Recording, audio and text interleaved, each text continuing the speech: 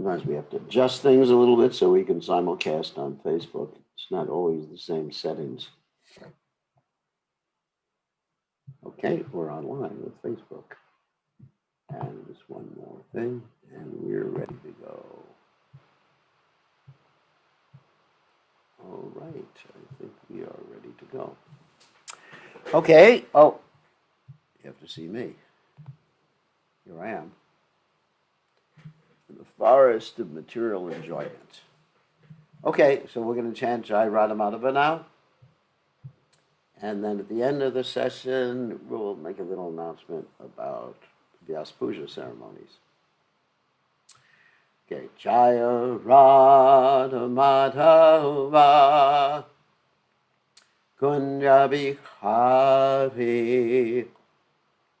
Jaya Radha Madhava Kunja Bihari Gopi Jana Malabha Giri Paradhate Gopi Jana Malabha Giri Paradhate Yashodanandana Braja Jana Ranjana Yashodanandana Braja Jana Ranjana Yamuna Tira Vanachari Yamuna Tira Vanachari Jaya Radhamad Ohuva Kunja Bihari Jaya Radhamad Ohuva Kunja Bihari Gopi Janavallabha Girivardhati Gopi Janavallabha Girivardhati Yashodanandana Braja Jana Ranjana Yashodanandana Braja Jana Ranjana Yamuna Tira Vanachari Yamuna Tira Vanachari Jaya Radha Madhava Kunja Bihari Jaya Radha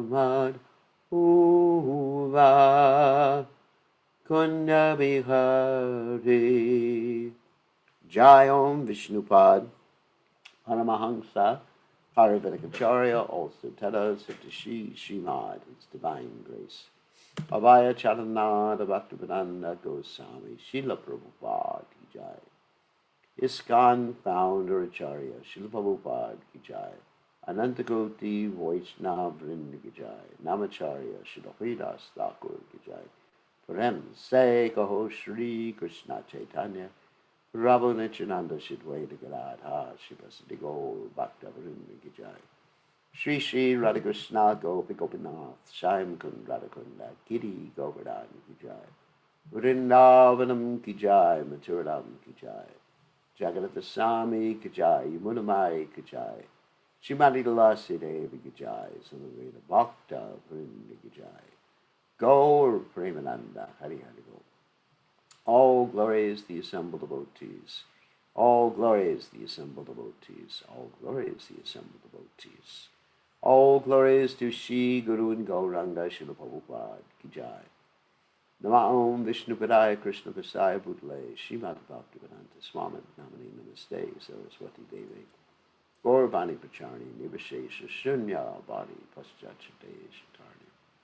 So Om Gana Timadanda Shah Gananjana Shalakaya Chakshurun Meritam Yena Tasmai Shigirve Namaha.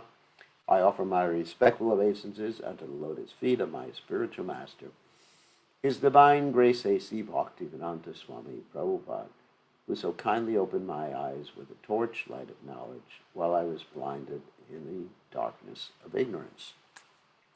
So we're continuing with our Nectar devotion study, and first we're going to chant, as we usually do, this verse from the Goswami Astaka. So Nana Shastra Vicharatnaika Nipano Sadharma Samstapako Lokanam Itakarano Tribhuvane Manyo Sharanya Karo Radha Krishna Padara Vinda Bhajana Mantena Mataliko Pande Rupa Sanatanu Raguyago Shri Jiva Gopala Ko. I offer my respectful obeisances unto the 6 Goswamis of Vrindavan, namely Srila Sanatan Goswami, Srila Rupa Goswami, Sri Raghunath Bhatta Goswami, Sri Raghunath Das Goswami, Sri Jiva Goswami, and Sri Gopal Bhatta Goswami, who are very expert in scrutinizingly studying all the revealed scriptures with the aim of establishing eternal religious principles for the benefit of all human beings. Thus they are honored all over the 3 worlds, and they are worth taking shelter of, because they are absorbed in the mood of the gopis and are engaged in the transcendental loving service of Radha and Krishna. Okay, we're going to continue with Nectar Devotion, and today we're going to hear about the characteristics of someone in ecstatic love of Krishna, in ecstasy. Okay. Here we go. Sharing the screen. So, character or characteristics of one in ecstatic love, obviously, for Krishna. Not an ecstatic love in this mundane world, of course.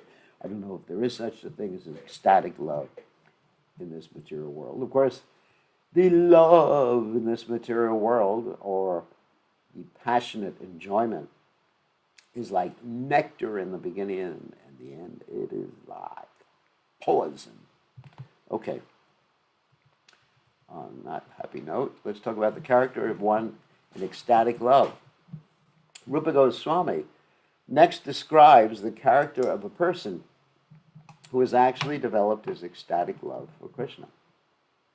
The characteristics are as follows.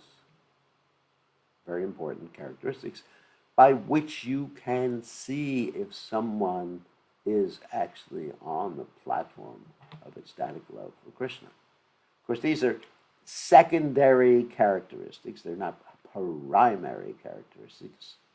You have this mukhya and gona. These are gona or secondary characteristics. Primary characteristic of one in ecstatic love for Krishna is he loves Krishna. And every time he hears Krishna's name, he goes into ecstasy, falls on the ground, tears coming from his eyes like torrents of rain, and the hair stands on end. Those are primary characteristics. That you simply, primary characteristic is, Yavi Lashita Shunyam Gyanakarma Navitam Anukulyena Krishnano Shilanam Bhaktirutamam.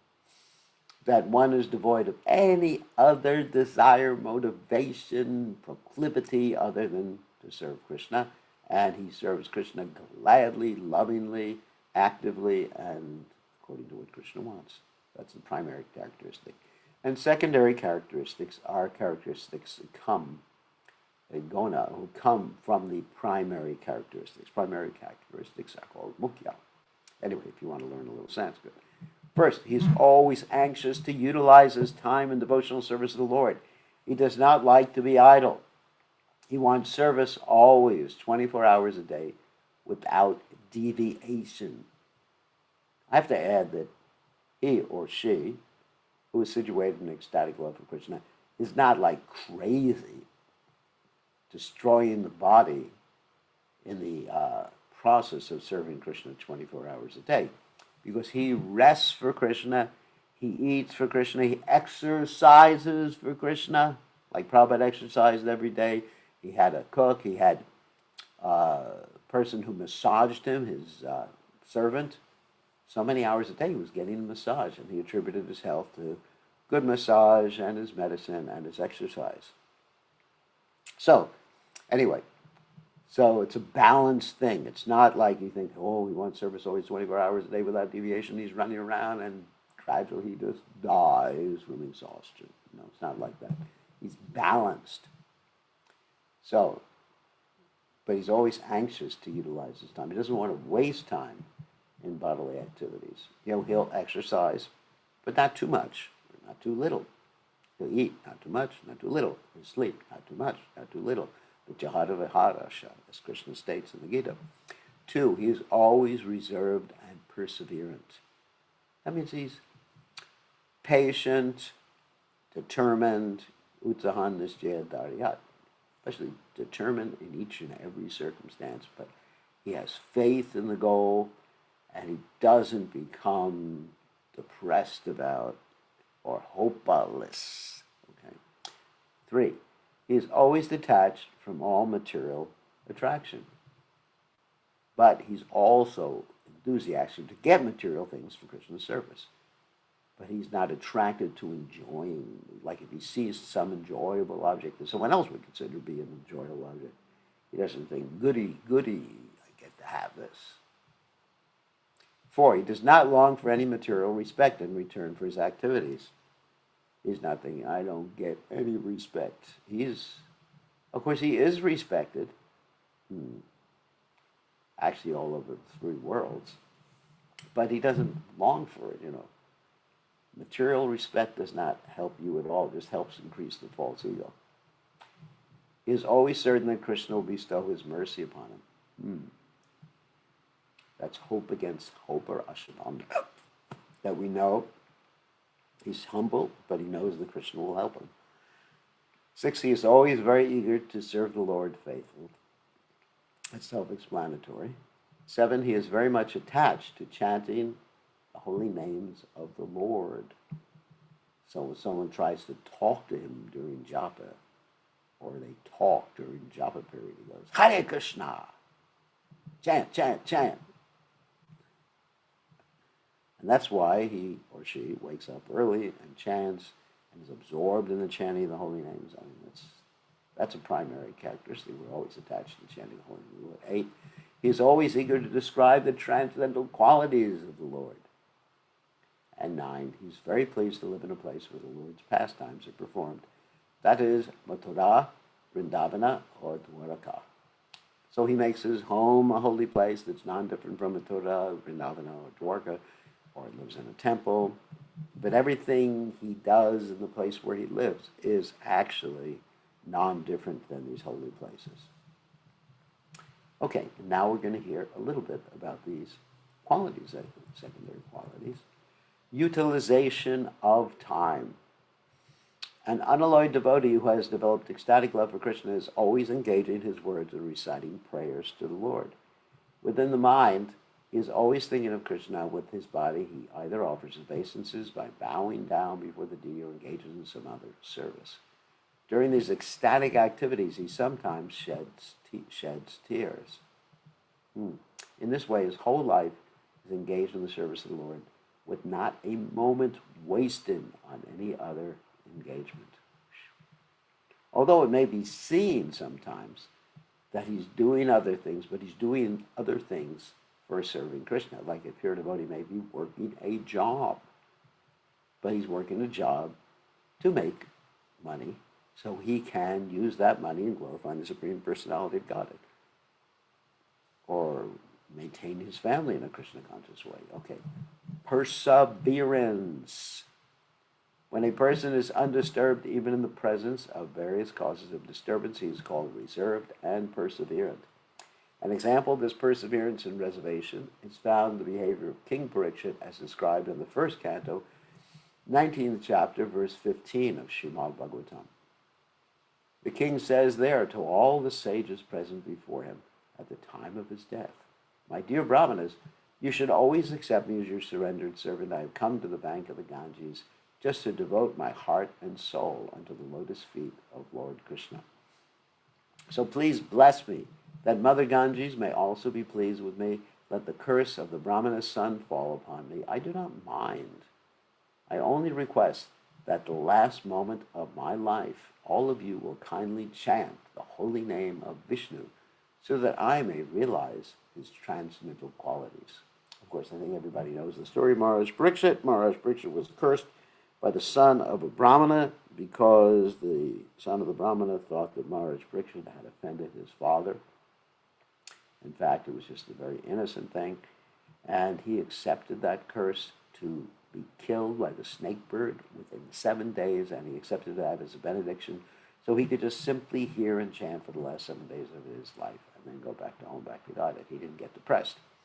This example of Maharaj Parikshit's behavior, his remaining patient, even at the last point of his life, his undisturbed condition of mind, is an example of reservation.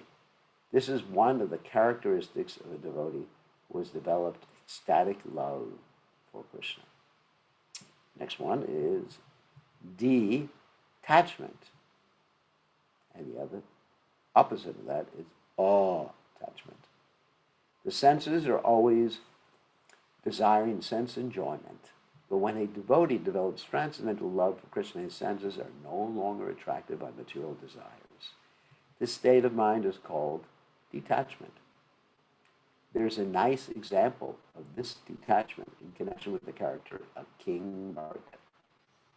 In the 5th canto, 14th chapter, verse 43 of Srimad Bhagavatam, it is stated that Emperor Bharata was so attracted by the beauty of the lotus feet of Krishna that even in his youthful life he gave up all kinds of attachment to family, children, friends, kingdom, etc., as though they were untouchable stools. Now, I think I have to clarify that. It's not exactly that he had a repulsion. You know, sometimes you hear the word stools. That means excrement for those of you who don't speak Spanish. Sometimes you hear that word and you go, yeah. So you sort of think, well, he saw his family, children, friends. It's like they were like excrement. No, not really. But he was detached. Now, what does detachment mean? Detachment is not revulsion. You understand? It's not revulsion from something. It's neutrality. So in one sense, it's not really the opposite of attachment. Even though we say attachment and detachment, in one sense it is the opposite. But in another sense, it's not the opposite, because the opposite of being attracted to something would be to be repulsed by it. And certainly an advanced devotee is not repulsed by anything. He's neither attracted nor repulsed, because he understands attraction and repulsion are opposite sides of the same coin. You understand? Because if I'm repulsed, or someone is repulsed to something, or by something, that means they understand there's the ability to be attached to it too. That's true. It's true. Very true. Because like repulsed by some, let's say an ugly person. Okay, let's take an ugly person, for example. You know, someone who was really ugly. And I'm repulsed. Yeah, he's ugly. That means that I have the tendency to be attracted to an attractive person. Right? Or, let's take some food. Let's not talk about prasad, because I don't want to get into it at this point. But let's take some ordinary food. Some delicious food someone brings to me. Delicious. And then on the other hand, someone brings some food that's not spiced properly, or unspiced, or not cooked properly. Yuck. So if I'm yuck with this food, and with this food, that indicates the same mentality, because I want to enjoy. Anything that I'm repulsed by indicates that I wanted to enjoy something similar. It doesn't mean, of course, I want to enjoy stool if I'm repulsed by stool, but I want to enjoy something that smells nice. It still indicates a material desire. So pure devotee is neither repulsed nor attracted to anything for his own sense gratification. He's not repulsed, because repulse means that there would be a tendency to enjoy something similar or the same thing. Okay.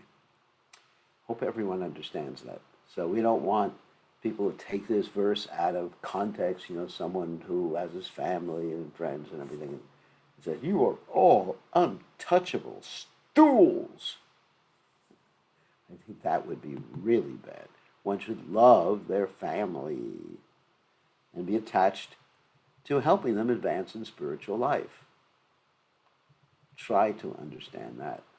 Emperor Bharata provides a typical example of detachment. He had everything enjoyable in the material world, but he left it.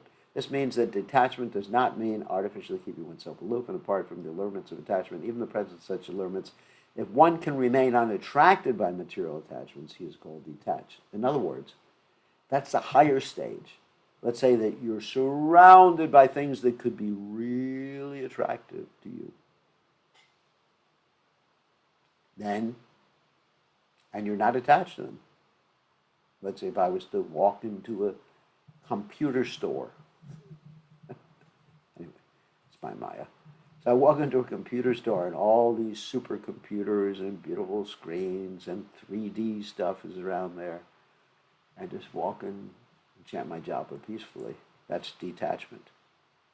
But if I was to walk into that computer store and say, "Ooh, it's all Maya, yeah, Maya, Maya, Maya, Maya." And we find devotees do that sometimes because they're attracted to things, so they call the very same things they're attracted to Maya or illusion. Just like sometimes there'll be a young man and he doesn't want to get attracted to young girls. And he'll just say, "Ooh, all these ladies are Maya Devis." Maya Devis. That's interesting. Because Maya also means mercy, so you can take it in that particular way. But anyway, he said, all these Maya Devis, they're Maya. No, but he's the one who's in Maya, not the Maya Devi, not the girls. Anyway, so that's really what detachment means. You can be surrounded, if you're a young man, by beautiful girls, or if you're a young girl by all muscular men, with a big Rambo type of stuff, and not even be attracted. In the beginning, you'll just yawn. Just like in the story of Nara Narayan Rishis. Then Indra sent all these dancing girls to try to lure them, to get them to break their yogic trance. And they were dancing, there was springtime, there were favorable breezes, and all they did was, "Oh, got anything better?" They yawned, and of course they also created a beautiful girl for Indra to take back. That was Urvashi. So that's really detachment. Or like the case of Ramananda Roy, and this is really, I guess it's the sort of the pinnacle of detachment.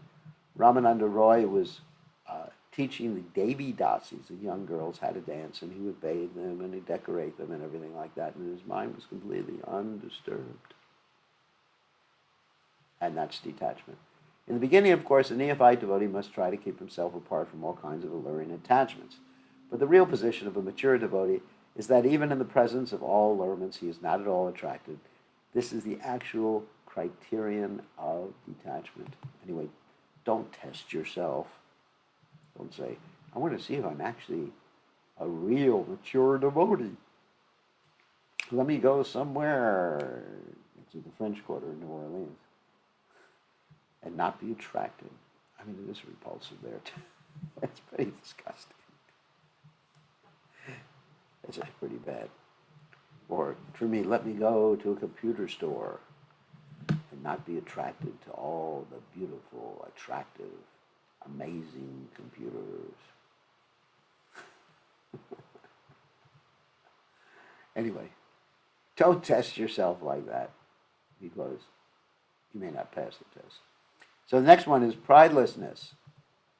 When a devotee, in spite of possessing all the qualities of pure realization, is not proud of his position, he is called prideless.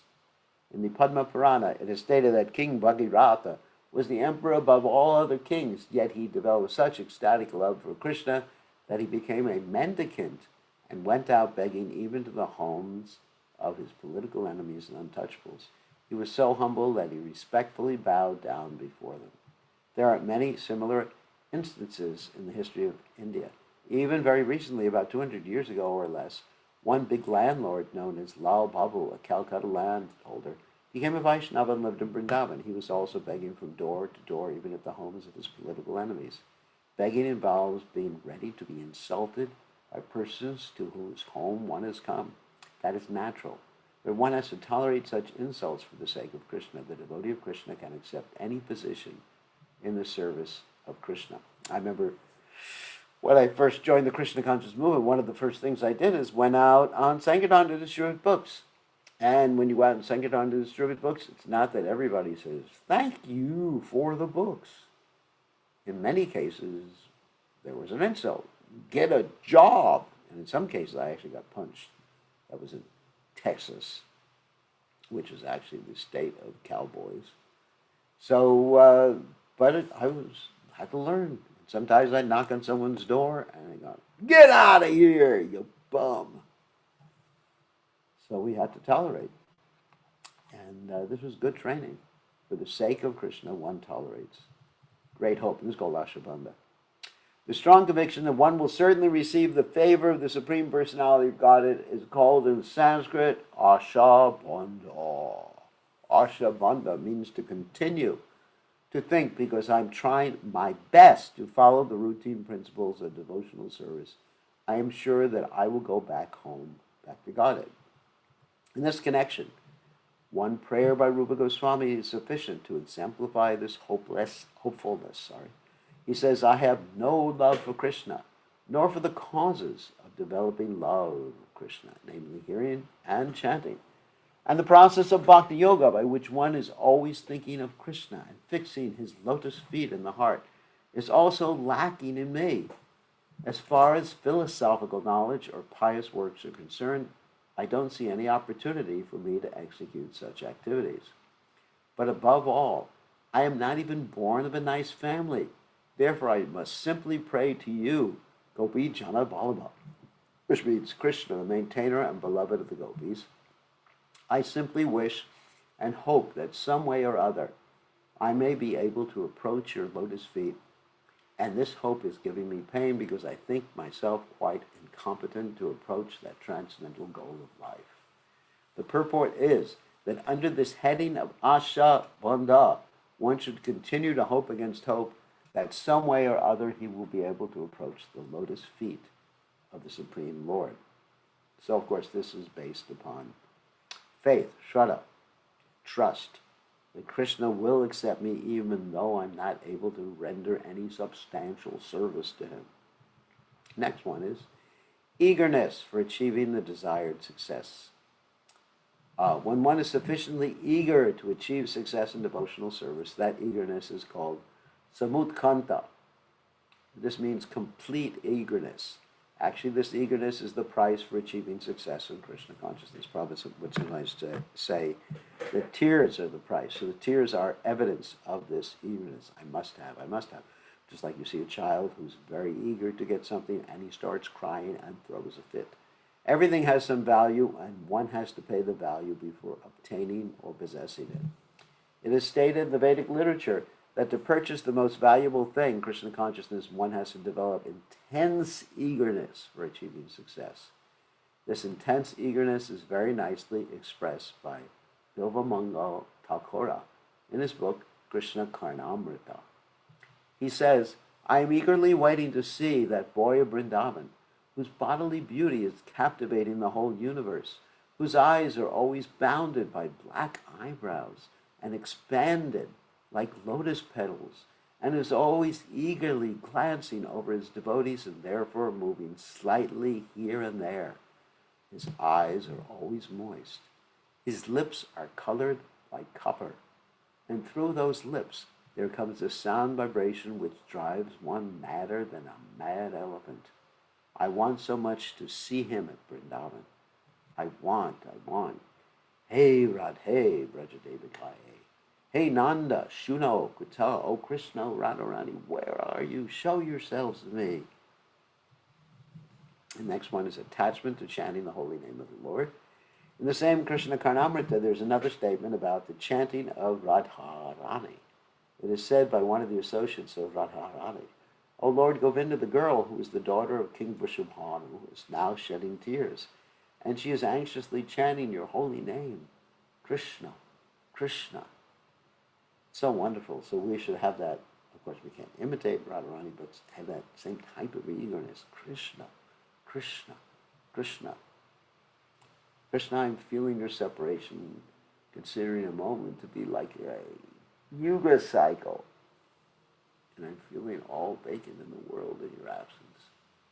Yugaitam nimishena, chakshusha proshadam, shunyayatam jagatam. The whole world is like empty, void in your absence. Eagerness to describe the Lord's transcendental qualities. Attachment for chanting the glories of the Lord is also expressed in the Krishna Karnamrita as follows.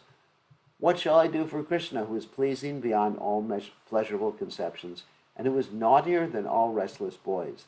The idea of Krishna's beautiful activities is attracting my heart, and I do not know what I can do.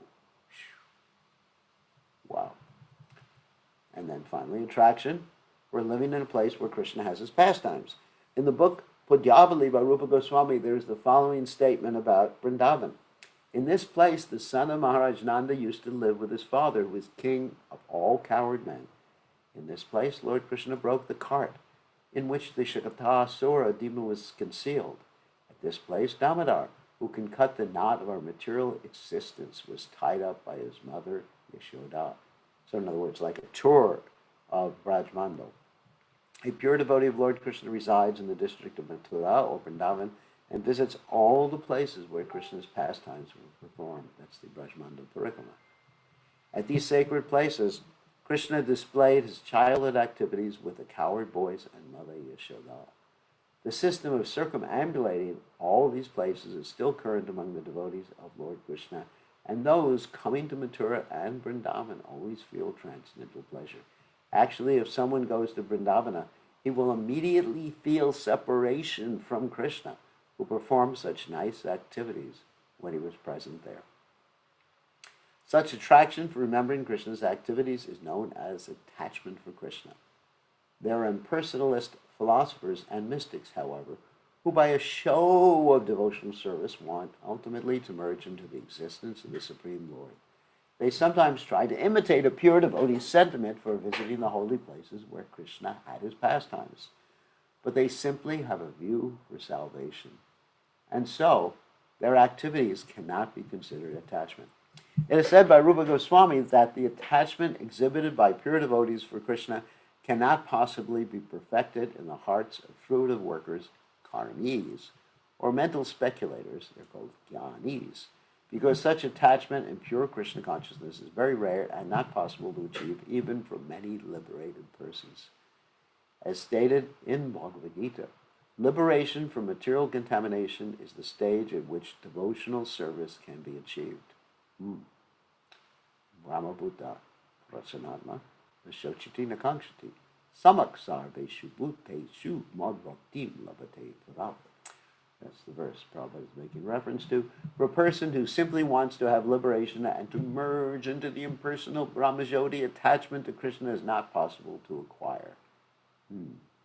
This attachment is very confidentially kept by Krishna and is bestowed only upon pure devotees. Even ordinary devotees cannot have such pure attachment for Krishna. Therefore, how is it possible for success to be achieved by persons whose hearts are contaminated by the actions and reactions of fruitive activities and who are entangled in various types of mental speculation? All right. There are many so-called devotees who artificially think of Krishna's pastimes known as Ashta Kaliya Lila. So what does it mean, Ashta Kaliya Lila? That means there are 8 times of the day. That is, when you break up the times of the day into 8 different portions, Krishna does something different or has different pastimes or interacts with different devotees at each and every one of those times of the day.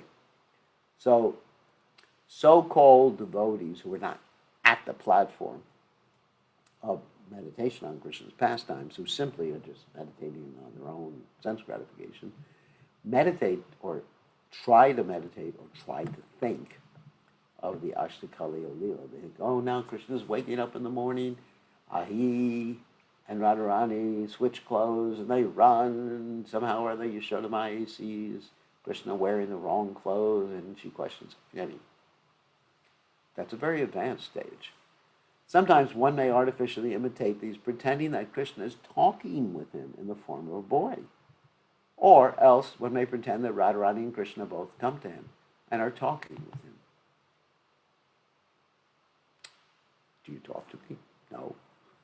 Such characteristics are sometimes exhibited by the impersonalistic class of men, and they may captivate some innocent persons who have no knowledge in the science of devotional service. However, as soon as an experienced devotee sees all of these caricatures, he can immediately evaluate such rascaldom. I like how Prabhupada uses that word. If such a pretender is sometimes seen possessing imitative attachment to Krishna, that will not be accepted as real attachment. It may be said, however, that such attachment gives the pretender hope that he may eventually rise onto the actual platform of pure devotional service. At least you're attached to Krishna improperly. This imitative attachment can be divided into two headings, namely shadow attachment and para, or transcendental attachment. If someone, without undergoing the regulated principles of devotional service or without being guided by a bona fide spiritual master, shows such imitative attachment, this is called shadow attachment. Sometimes it is found that a person actually attached to the material enjoyment of salvation has the good fortune to associate with pure devotees while they are engaged in chanting the holy name of the Lord.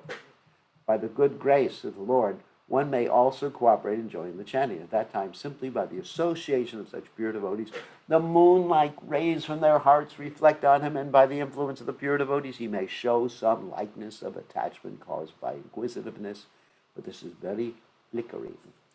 And if by the manifestation of such shadow attachment, one feels the disappearance of all material pangs, then it is called para attachment. So, I've seen that happen many times when people attend some Hare Krishna festival. I saw that in San Diego. I was distributing books. Someone was walking by the festival and they said, well, I'm feeling so happy. I don't understand what's happening. Are you people burning marijuana here or something?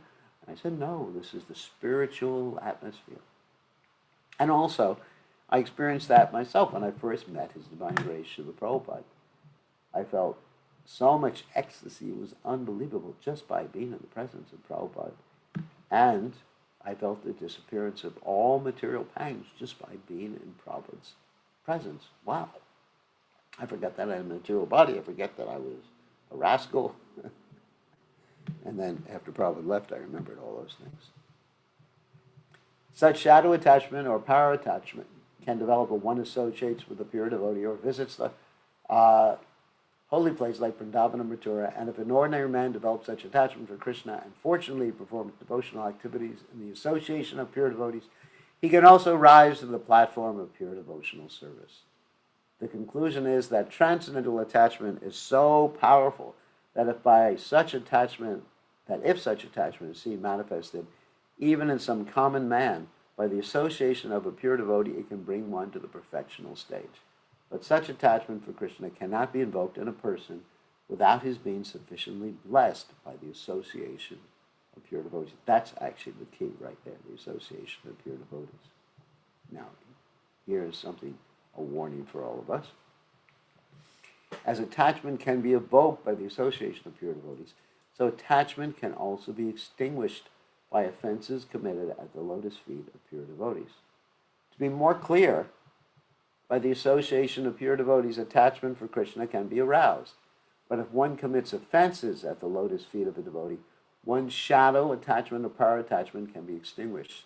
This extinguishing is like the waning of the full moon, which gradually decreases and at last becomes dark.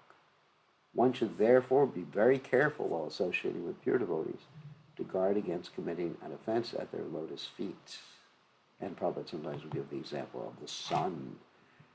The sun can warm you, it can purify, but if you don't deal with the sun properly, you can get burnt. I remember when I was young, we'd come to Florida during our vacation, And we lay out in the sun for hours and hours and hours. Just lay out, sleep or whatever we were doing in the sun. And then after a few days, the skin would turn red and start peeling and everything, and it was painful.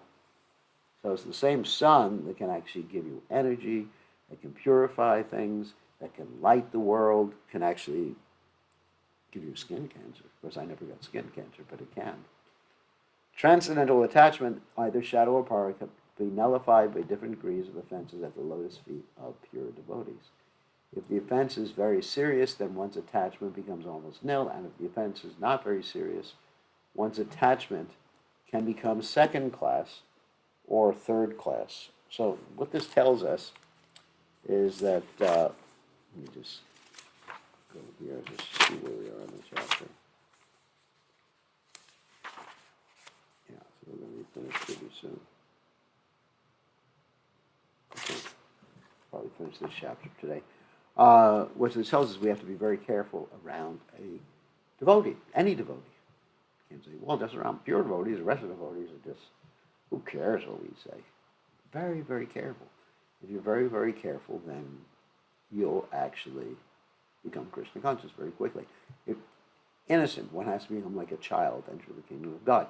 If someone becomes attached to the principles of salvation or merging into the existence of the Brahma Jyoti, his ecstasy is gradually diminished into shadow and para attachment, or else transform into the principles of Ahangro-pasana. This Ahangro-pasana describes a living entity when he begins spiritual realization, identifying himself with the Supreme Lord. Bad idea. This state of self-realization is technically known as monism. You know, I am God, you're God, we're all God. That's monism. The monist thinks himself one with the Supreme Lord, thus because he does not differentiate between himself and the Supreme Lord. It is his view that by worshiping himself, he is worshiping the Supreme Whole. Oh my God, what a terrible idea. So, in other words, one should not become attached to the principles of salvation. Salvation also means, which is different than merging into the existence of the Brahma Jyoti. Salvation means I just want to get out of this material world. I don't care about Krishna. I just want to get out of the material world. And worshiping Krishna is just like a stepping stone to get out of this material world. So that's not a good idea to have Krishna in that mode. Sometimes it is found that a neophyte is taking part in chanting and dancing very enthusiastically, but within himself he's under the impression that he has become one with the Supreme Whole. This conception of monism is completely different from pure transcendental devotional service. If, however, it is seen that a person has developed a high standard of devotion without having undergone even the regulated principles, it is to be understood that his status of devotional service was achieved in a former life. And we see many people join the movement in former lives, they were devotees. And Prabhupada said, for some reason or other, it had been temporarily stopped, most probably by an offense committed at the lotus feet of a devotee. Now, with a good second chance, it has again begun to develop. The conclusion is that steady progress in devotional service can be attained only in the association of pure devotees. So we often see that. Sometimes we go somewhere and we meet someone who's a natural devotee, and it's just all we have to do is say, Hare Krishna. He says, oh, Hare Krishna, I'm joining. Because of past lives. And then other times we find people who want to associate with devotees, but they can't, and that's due to offenses in the last life. If one can gradually advance his status in devotional service, this is understood to be due to the causeless mercy of Krishna himself. If a person is completely detached from material enjoyment and has developed pure ecstatic devotion, even if he is sometimes accidentally found not living up to the standard of devotional service, one should not be envious of him.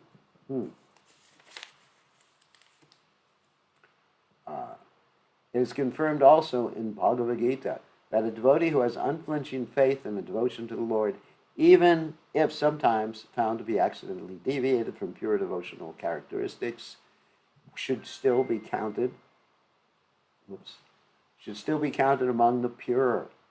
Unflinching faith and devotional service in Lord Krishna and the spiritual master makes one highly elevated in the activities of devotional service. And of course we find in the Bhagavad Gita this verse, my devotee, in spite of the most abominable action, should be considered saintly, because he's rightly situated. And Prabhupada said that particular statement is applicable if someone accidentally deviates, not premeditated. Premeditated means you're planning out, well, tomorrow I'm going to go smoke some marijuana. That's premeditated. But accidental would be, let's say you're in a college dormitory distributing Srila Prabhupada's books and you walk into someone's room and the air is full of smoke. And you go, start breathing in the smoke and you say, well, this is nice. Krishna's gone. That's accidental anyway. So accidental fall down, accidental deviation is understood, but premeditated or continual. And we also talked about 3 strikes you're out policy that Krishna has. Once something happens, you say, Krishna, I'm sorry, I've done it. And Krishna's okay. You'll forgive. Second time, Krishna, I've done it again. I know it's bad English, I'm just being a little facetious here. And then Krishna says, all right, you're forgiven. The third time, Krishna says, you're out. Go to the dugout. That's an American baseball example. And then Krishna lets you back eventually. And then the Sringa Purana, it is stated, if a person has completely engaged his mind, body, and activities in the service of the Supreme Godhead, but externally is found to be engaged in some abominable activities, these abominable activities will surely be quickly vanquished, very quickly vanquished, by the influence of his staunch devotional force. The example is that on the full moon there are some spots which may appear to be pockmarks. Still, the illumination spread by the full moon cannot be checked. That reminds me of the story where Krishna said to Radharani, your face is like a moon. And Radharani got really angry. He said, what? You said my face is pockmarked? Still, the illumination spread by the full moon cannot be checked. Similarly, a little fault in the midst of volumes of devotional service is not at all to be counted as a fault. And actually, the statement is that one should not criticize a Vaishnava for several different things. His past, present reactions to his karma, or accidental deviation from Krishna consciousness. These are the ways that sometimes people try to find faults in Vaishnavas or see them externally. Attachment for Krishna is transcendental bliss. Amid unlimited volumes of transcendental bliss, a spot of some material defect cannot act in any way. So, of course, that doesn't excuse our material defects or our material deviations. We should try to eliminate them, but still, when dealing with others, when dealing with oneself, one should be kind of strict. Not too strict that you get depressed, but you should be more strict than with others. With others, we should be very lenient. And see, everybody is struggling, trying very hard. Okay, and that ends chapter 18. So we went through a whole chapter today, and of course after 18 comes 19. So let's go and take some questions. Hold on a second. Allow participants to unmute yourselves. Okay, who has a question? Oh my God. That's Rishikesh. Okay. I just wanted to know how do I develop that kind of eagerness for Krishna? Wow, it sounds like sounds like there's a hurricane going on there. Can't hear you now. Can you hear me now? I can hear you, but you got all this background noise too. Yeah, try your best. I'll try to understand. Yeah, I just wanted to know how do I develop the eagerness to serve Krishna, that kind of eagerness. You associate with those who are eager. It rubs off, because the bhakti rubs off from those who are eager. Just hear and chant and serve those who are eager, and then you'll immediately become enthusiastic. Enthusiasm is contagious. You understand? Contagious. That means you catch it. Just like the virus. You know, the virus, the corona enthusiasm virus. So if you associate with someone who has the virus, then you catch it. And don't wear a mask. Okay, that's the answer to that one. So Thank you. who else has a question?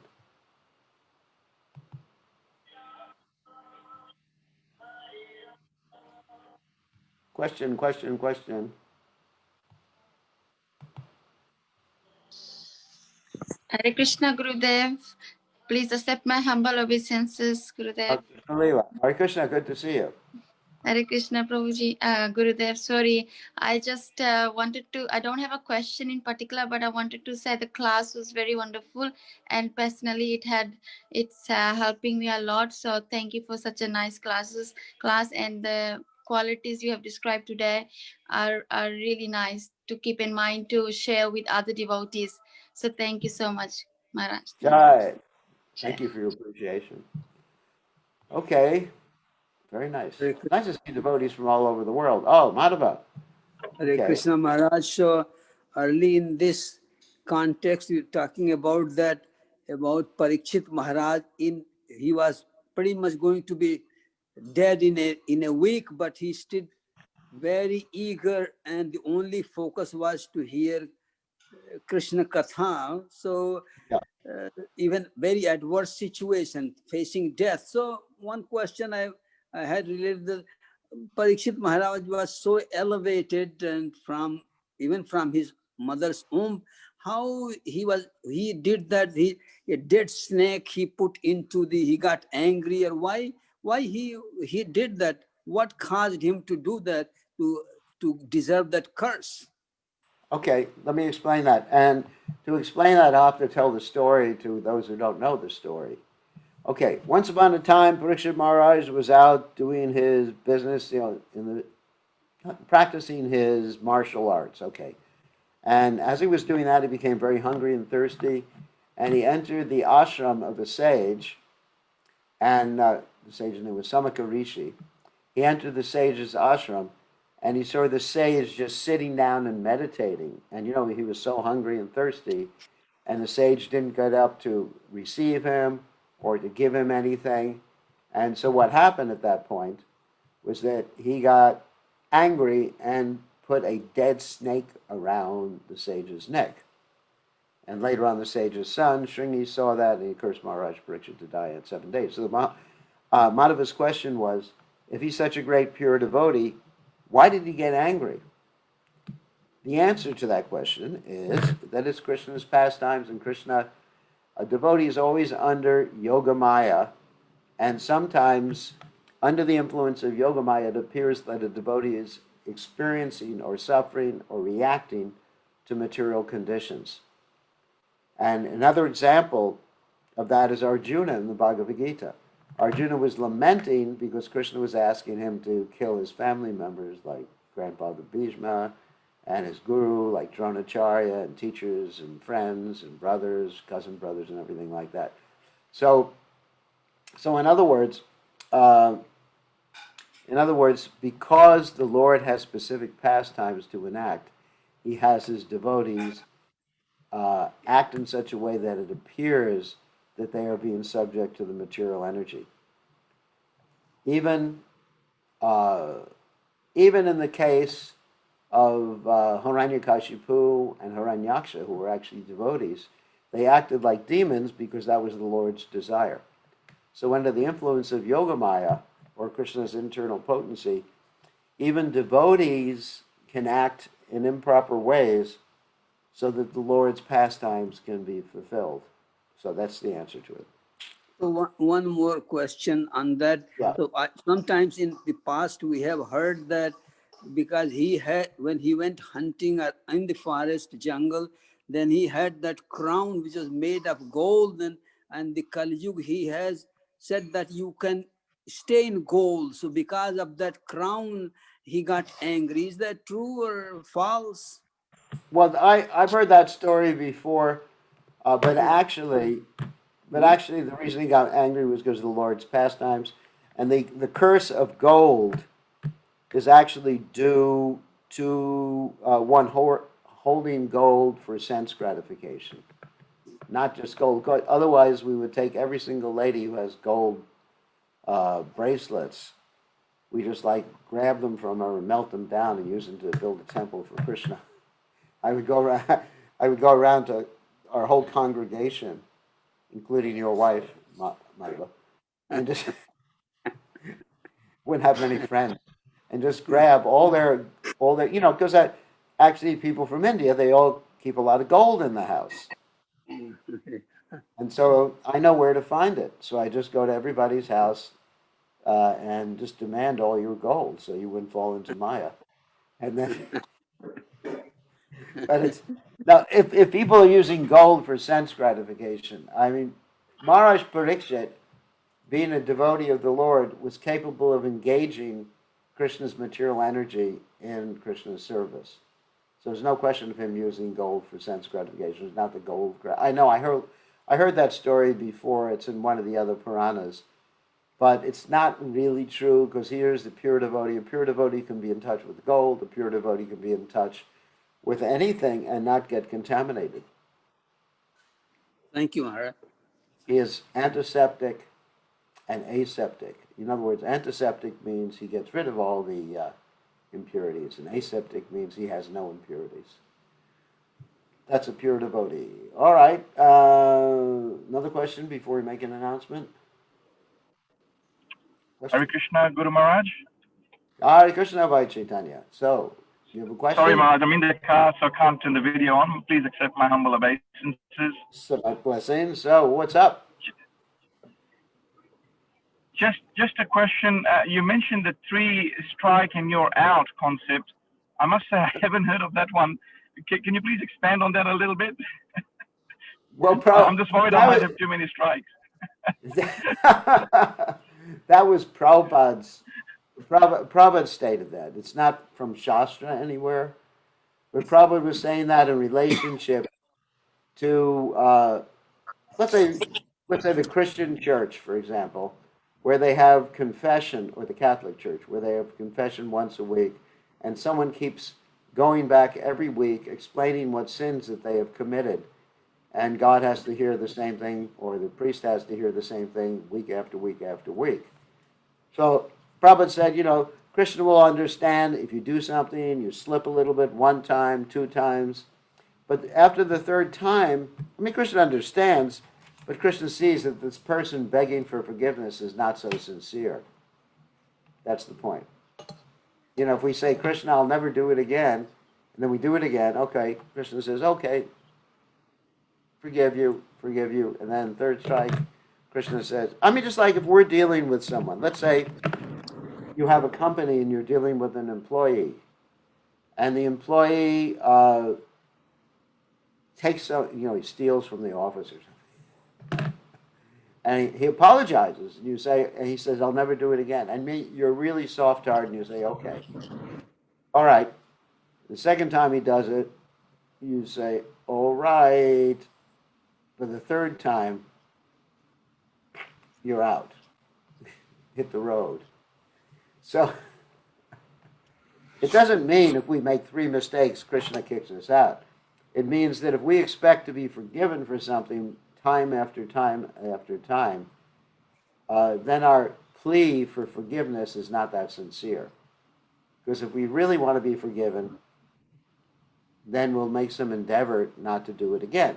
Krishna understands you slip twice, Krishna understands, but how sincere are you if you keep slipping 100 times? That was the point Prabhupada was making. Yep. Now that makes sense. Thank you, Maharaj.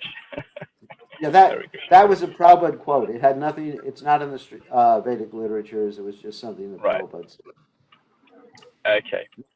One Thank you, devotee Maharaj. here, thank you for asking the question. One devotee here said, Gurudev, will we go through the whole Nectar devotion? That's my plan. The whole Nectar devotion till we finish the Nectar devotion.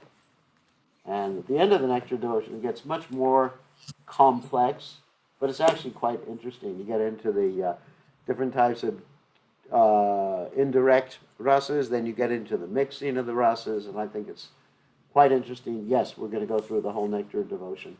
Generally, in the Bhakti Shastri courses, you don't go through the whole Nectar devotion, you just go through the first portion, because that's what's applicable in that particular course, but we're going to go through the whole Nectar devotion till we become pure devotees of the Supreme Personality of Godhead. Okay, just one announcement now before I end. This is no more questions. The announcement is that everybody knows there's the Vyasa Puja next week. That Sunday will be at 4 o'clock Eastern Standard Time for those people who live in North and South America, and it's going to be at the same Facebook, YouTube channel that you're on right now. Okay, that's for those in North and South America, because it's not going to be the right time for those in Fiji, Australia, New Zealand, whatever. And for those of you in Fiji, Australia, New Zealand, etc., and Europe and India, it will be on Tuesday. And Tuesday at different times, of course, it'll be 3 o'clock in the morning, my time. It'll be in Australia, 6 o'clock, well, parts of Australia, like New South Wales, it'll be 6 o'clock in the evening. In New South Wales, it'll be 5 o'clock around the Brisbane area. It'll be 6 o'clock around Victoria in Australia. And it'll be 8 o'clock at night on Tuesday. We're talking about night.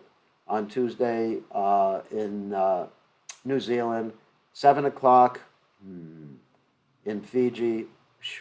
Gotta remember all these time zones. 9 o'clock in the morning in Europe, Central European time, and 12:30 midday in India. Pretty good, I remembered everything. 12:30 midday in India. So that's the Tuesday program. 4 people in Australia, New Zealand, Fiji, India, and Europe. And the Sunday evening program is for people in North and South America. So I hope that's clear. I'll be posting it.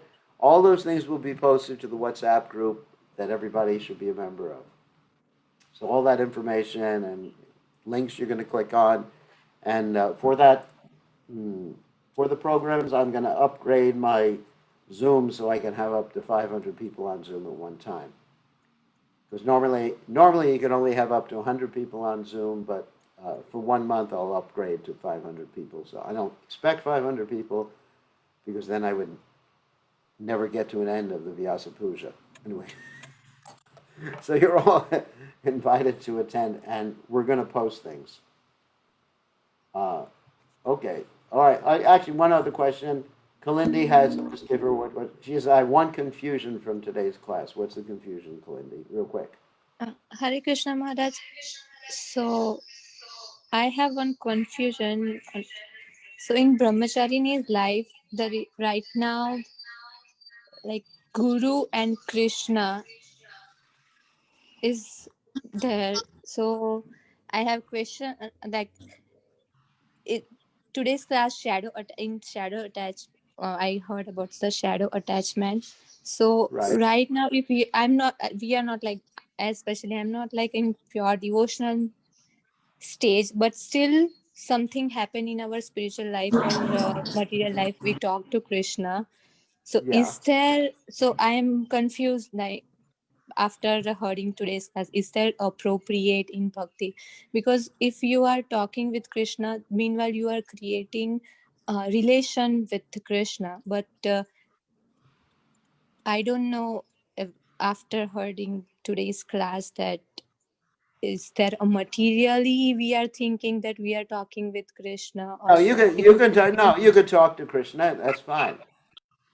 That's fine. But if you actually think like you're directly, let's say if Krishna, you say Krishna's in my house with me and I'm just shaking hands with him, that's not so appropriate. But certainly to pray to the deities and talk to Krishna and reveal your mind to the deity, that's fine. That's perfectly allowable. But to think, here I am in my house or you're in your house and you're actually having a conversation with Krishna, even if you wouldn't even talk about it. It would be something that would be just you. So anyway, you can talk to Krishna. Everyone's meant to reveal your mind to Krishna and talk to Krishna in that particular way. But thank you, Mom. Okay. All right. So we should end. Thank you very much, everybody. See everybody tomorrow evening. It's nice. We have 31 people tonight, at least here, and more on Facebook. All glory is to His divine grace. Srila Prabhupada ki jai. Gaur Prabhupada.